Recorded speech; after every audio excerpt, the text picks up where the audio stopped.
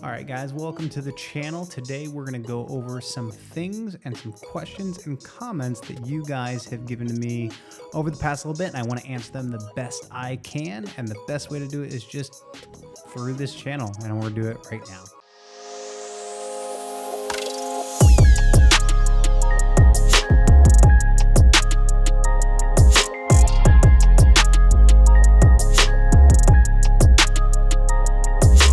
First one I got is, do you get paid while you're in the 2-year pipeline going through rescue swimmer school and all that? Yes, the moment you get into boot camp, you start getting paid. So that could be, depending on what pay grade you are, all the way from E1 to E9. You won't get to E9. You'll probably get to E3, and then it's usually push button E4 as it stands right now by the time you graduate the RAG. So yes, you do get paid. For some reason, I always get asked this question, can women be rescue swimmers? Well, yeah, that's an easy one. Yeah, they can. You can apply. They think because it's challenging or you can't do it in some way, shape, or form that, physically it might be challenging for them. It might be, but that's all dependent on the individual. You just never know. Don't let that deter you if you want to do it. So if you want to do it, do it. I love this one. I'm just going to handle it head on. Please do not join as AIRR thinking you'll actually save lives. You likely won't. Your job will be as an AWS or AWR, which is air crew. You'll be doing a lot more than SAR. Very few will ever even come close to getting a save. If you want to actually rescue people, join the Coast Guard. The Navy does a terrible job advertising this community. This isn't my comment. I saw a guy say this in an AIRR recruiting video. Yes and no.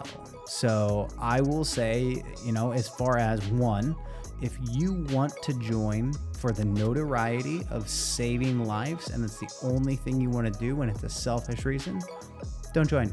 I don't want you. I don't think anyone wants you. If it's a selfish reason of I want the notoriety to save life. If you actually want to help people, yes, it just depends on where you are. Like I said in my Navy Coast Guard description that I did with some Coast Guard rescue swimmers, which was a really good discussion if you want to check their channel out. But we talk specifically about the difference between Navy and Coast Guard and kind of some misconceptions.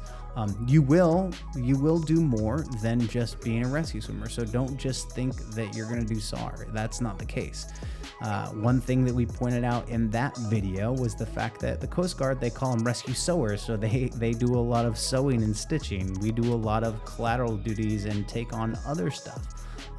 So don't think, for example, and a perfect example, don't think you're going to be joining the infantry or don't think you're going to be joining this group of individuals to do this one thing.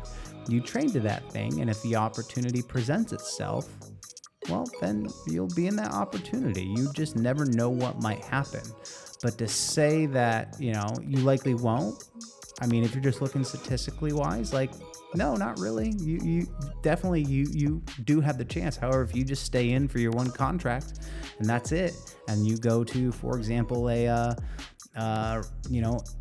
carrier squadron, yeah, a carrier squadron, you might not. But then on the back end of that carrier squadron, you might go to a surface, not a surface school, but a station SAR asset where you could get a ton. Whidbey Island gets a ton all the time. It's all dependent on where you are, what's going on in the world, and, it's timing. Sometimes it's timing and what's going on. Let's see, here's one. I want to get a contract, but my stamina in the water needs work. I already got sworn in, but my job is seriously interested in. So here you're talking about stamina. Okay, stamina is built in a couple different ways. I'm going to do a video here on building cardiovascular stamina and how you kind of do that. There's a lot to break down there, but really, if you want to get something and you want to do something, you have to plan it out.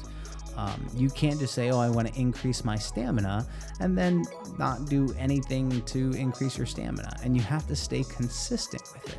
So make sure you're doing your due diligence and really approaching the situation and bettering yourself. And depending on what that is, you have to stay consistent with it and do it.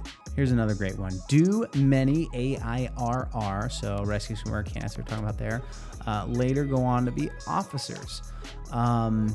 Well, again, yes and no. I wouldn't say a lot. I can speak to the fact that I have a few friends who joined to be rescue swimmers and got their degree while they were in and are now flying for the Navy. They're Navy pilots. I know some that went and did other things. I know some that got out and went different branches and are now doing that. So it just depends. I know some people that stay in.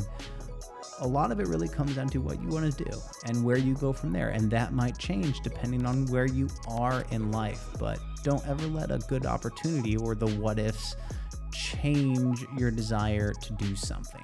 Oh, here's a great one. What happens if I don't pass one of the schools? So you have different schools along the way. If you do not pass one of them and you end up failing out, you'll probably go to Needs of the Navy. So Needs of the Navy is what the Navy has available for you that moment in time.